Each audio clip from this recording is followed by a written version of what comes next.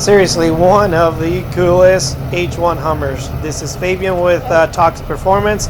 We're about to embark on a really cool small journey on this video, showing you a little bit about Steve Ortner, owner of Mountain Machine, ripping them dunes in Moab, and as well giving us a little bit of run around on the vehicle with Natalie and Steve at one of Shy Diesel's events. So we hope that you enjoy, and let's get to it.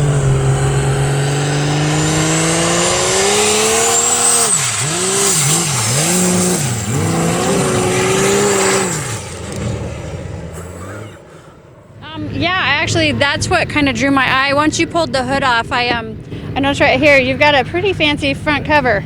Tell me, this is your brand. Yes, ma'am. So you guys are innovative here on this, but I've heard there's something in the works. There is. So we make this solid billet aluminum one now. Well, we just made one for Steve Darnell. It was all clear, and I think we're going to come out with our own line of clear front covers. A clear front cover? Clear front cover. How does it not melt? Well, they make a aircraft grade polycarbonate that is supposed to hold it to 400 degrees. So if it ever gets to 400 degrees, then you got way more problems than the front cover melting. So that's what we used. That's what we used on Steve Darnell's car, and that's what I think we're going to use on. He was the first one ever to have one that we made on the planet. So that's so cool. So that's pretty wicked because you can see right inside everything turning. And Yep.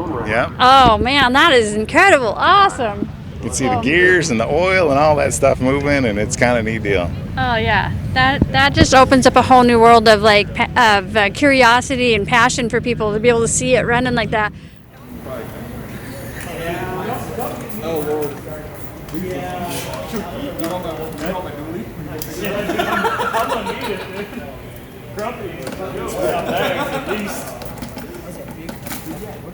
I wonder what it would do for people being able to see when it's on a dyno, just the engine block or something. You say something goes wrong, you can watch what happened or something and kind of fix more problems. Sure, absolutely. Yeah. Absolutely.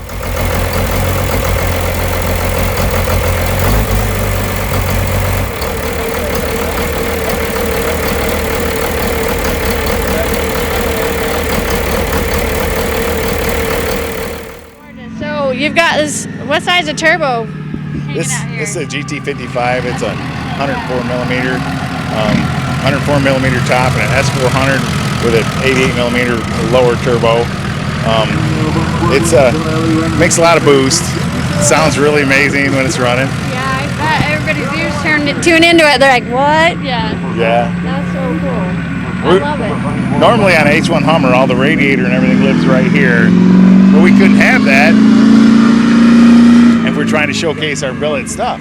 So we moved the whole cooling pack and everything to the bed of the truck, so you could still drive it. I didn't want to make I didn't want to build a truck that I couldn't drive. Right. That I couldn't pile my grandkids in the back of it and then run down and get an ice cream and come back or any of that stuff. So luckiest grandkids ever. Lucky. Yeah, coolest grandpa ever, for real. So I get a couple.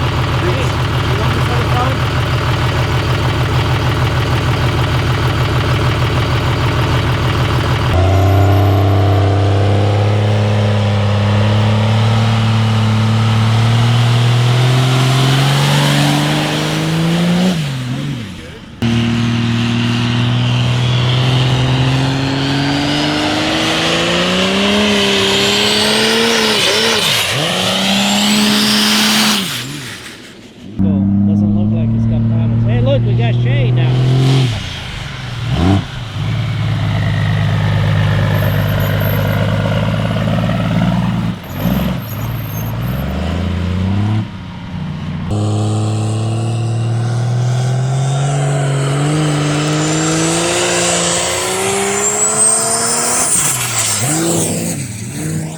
Shy Diesel made those lines for us.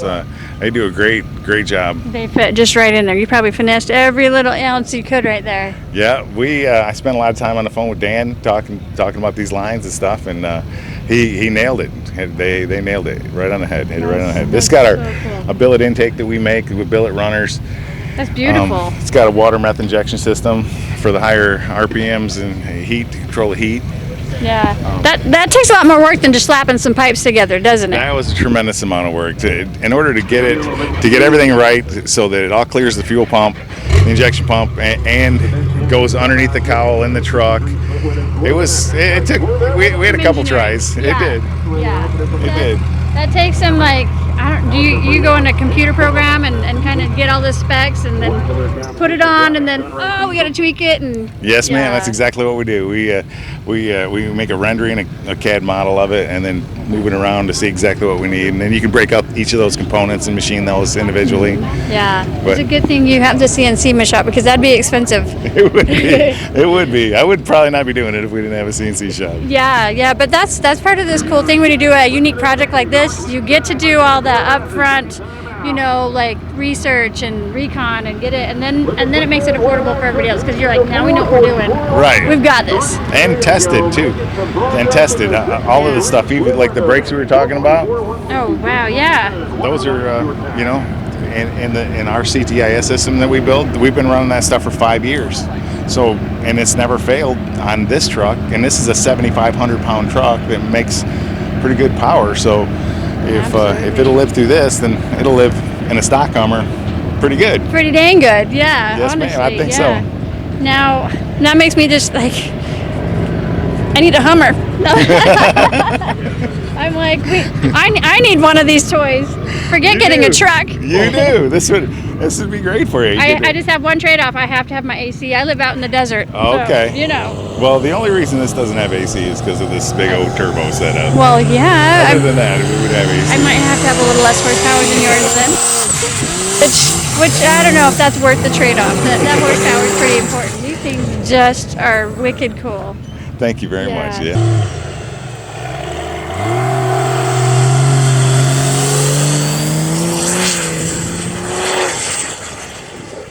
Oh! Man, he could have stopped and cleared his drawers out. Oh man!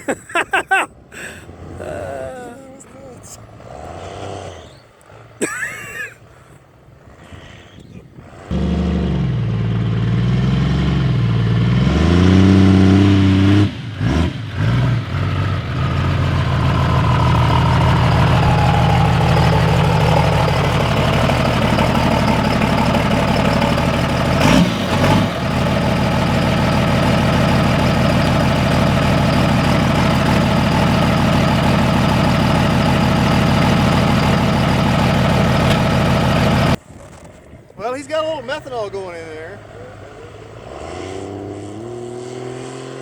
Meth injection. A little methanol and water mix. Helps keep the cylinders and pistons cool. Raises the compression a little bit.